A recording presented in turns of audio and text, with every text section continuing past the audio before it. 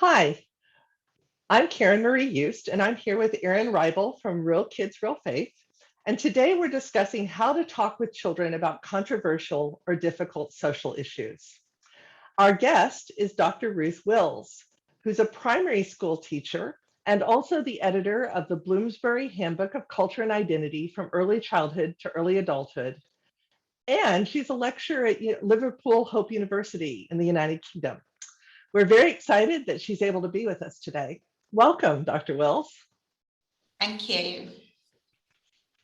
Dr. Wills, a few years ago, you developed an approach for helping children reflect spiritually on the Holocaust and its legacy of hate and bias. Why do you think it's important for children to have space to reflect on such events? Yes, so in my work as a primary school teacher, a few years ago, I led a series of sessions with children aged 10 and 11, looking at the Holocaust and Auschwitz in particular. The reason why I did these sessions is because the children knew that I was going to be visiting Auschwitz and they wanted me to talk to them about it afterwards.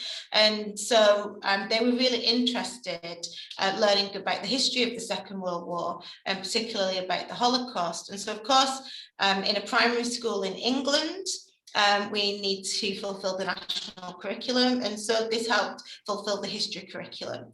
And we had 3 sessions where we looked at the Holocaust and Auschwitz in particular. But as a philosopher and somebody interested in children's spirituality and spiritual education, I also saw it was the opportunity to look at it from an existential point of view. And even though the subject matter that we were looking at was difficult, it gave the children the opportunity to reflect on wider issues of exclusion and hatred and violence in the world today. And so I provided space in each lesson for the children to reflect on what they'd learned, but also if it meant anything to them in particular, and if they could make links to other difficult things that were happening at the time. So I provided the space in the form of 3 questions. So if I can just share my screen, I'm just going to quickly show you the 3 questions, which are here. And so WALT is we are learning too, and we call it the learning objective. And so this was just purely factual. We're understanding significant aspects of history. But I gave the children the opportunity to respond, and they responded by writing or drawing something in the box, and they responded to the learning, saying that children should or should not learn about the Holocaust and why, and then to write down the things that they learned that they think they should never forget. And after we did this activity, I'll stop sharing now. We then went into the hall. From the classroom, we went into the hall and I asked the children to share what they'd written on the piece of paper, and we sat in a circle, and one by one the children went around the circle, and there was a real atmosphere of calm and peace and reflection, and it was a tangible spiritual experience where the children were sharing their responses. And some of the things that they talked about was how these exclusions and the abuse and the atrocities are actually still happening today. For example, in the treatment of refugees coming into our country, in terms of racism and what they understood from the news about what was happening across our country and across the world. But also one child was able to make connections with what was happening on the playground and how some children were being excluded, and how and what she said actually, which reminded me of what Hannah Arendt said really about the banality of evil. She said that we've all got it in us to do these awful things, and these things are happening in our playground, so we've got to stop. And that was so powerful and so profound. So to answer the question, why is it important? I think it's really important because it's an existential issue where children can not only learn about history, but also to think about how they can transform their immediate experience and maybe even go further and transform society and the community around them. Thank you so much. Yeah. I know that another part of your reflection process includes inviting children to memorialize or ritualize their engagement with a difficult topic like the Holocaust. How do memorials and rituals enhance children's spiritual development when they occur in this kind of conversation? Yeah, so when we did at the end of the 3 sessions that I led with the children, the third question that was on the sheet there was, what do you never want to forget, or what do you want to remember? Mm-hmm. We did a ritual whereby each child got a stone and came to the front of the classroom in turn and put their stone on the table, but one by one the stones built up so that they formed a little cairn. And cairns are kind of symbols of remembrance. If we go to the top of a mountain and we see a cairn that somebody's put there, it's a memorial of what happened. And so the cairn in the classroom was a symbol of remembrance and memorial, and that we should never forget what happened in the Holocaust.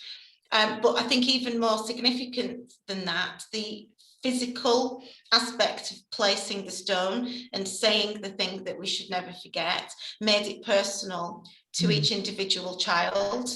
And I think that the physical act of moving to the front of the classroom, intentionally placing the stone, embedded it in the consciousness of that child. And so that became for them their personal way forward.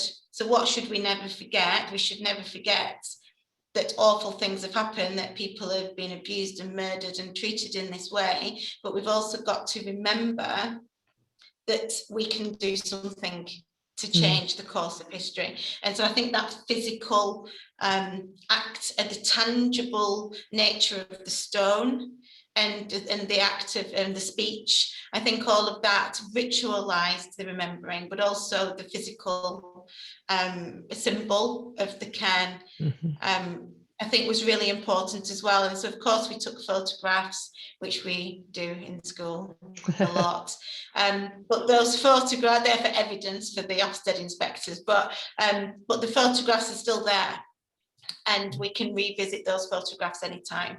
Those children, they're now 15 years old, they've left primary, but those photographs are still there. And so we've always got that memorial point to come back to. Now, I know this fall you're developing some new curriculum related to Black history. What are some of the hard topics that you want children to explore spiritually when they think about racism and racial discrimination? Yes, so in the UK, October is Black History Month. And the purpose of Black History Month is to celebrate the contribution of the Black community to our society.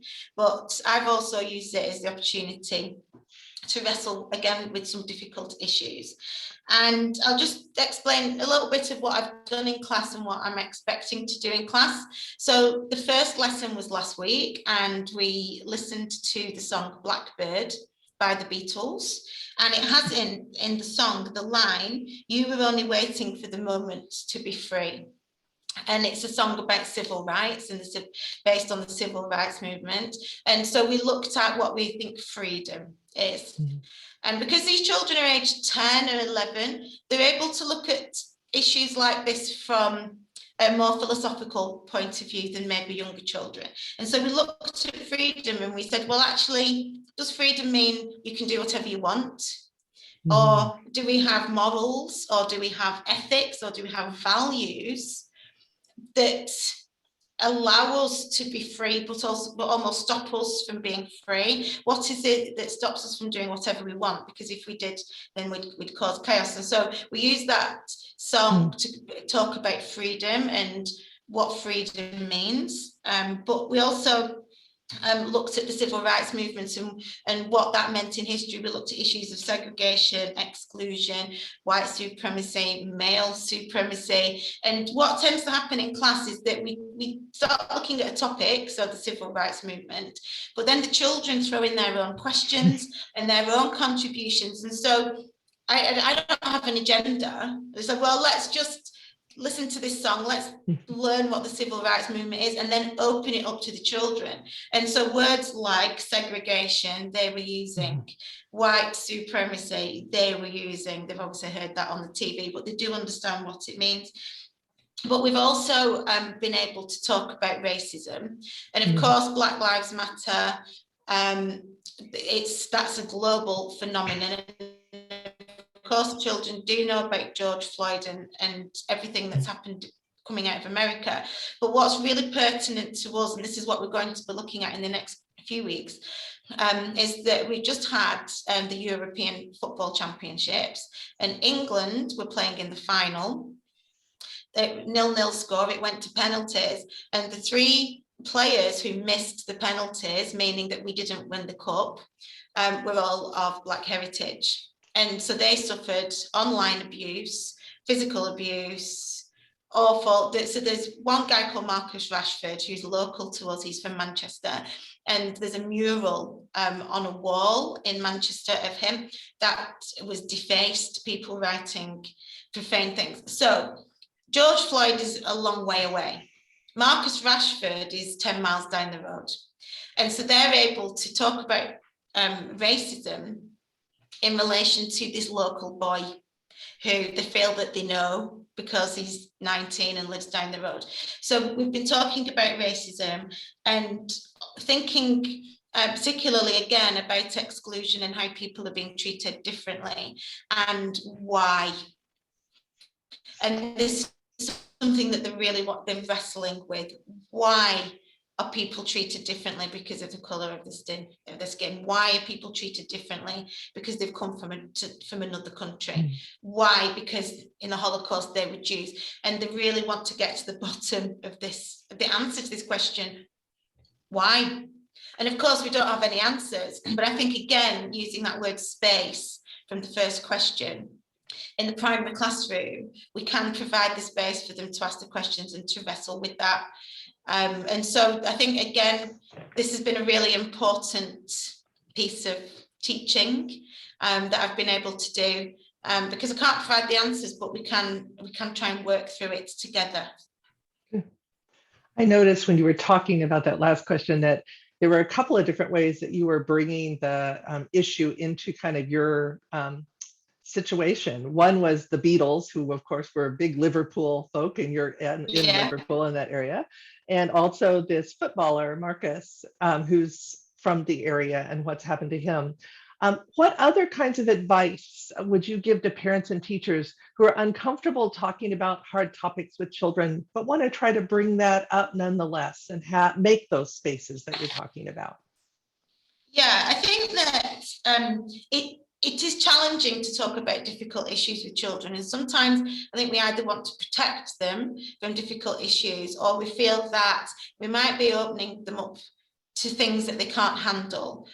But from my experience, and I've been doing this for 8 or 9 years now, doing this kind of thing in the primary classroom, from my experience, that I think they can actually handle it in a much more robust and resilient way than possibly we think that they will.